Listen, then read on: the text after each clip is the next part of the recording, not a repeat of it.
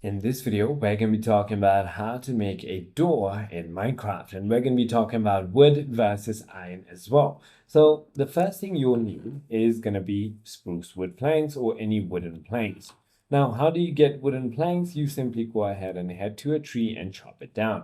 Now, once you've done that, you want to simply go ahead and use the plank and put 4 of them or 6 of them, just like how I did right over here on the crafting table to get your door. If you want to create some iron ones, then it's the same process. You want to simply go ahead and get the iron ingot that you want to get from your mines, and then put all of them just like how I did. And there you go, you have your door ready.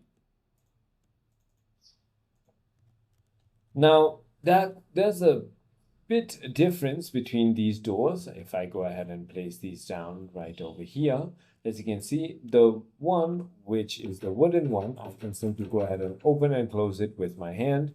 But the iron one, I cannot simply go ahead and open and close it like how I did it. In order to go ahead and open an iron door, you either need lever or a button. So if there is a lever, the lever does open the door. Or if there is a button, that also opens the door.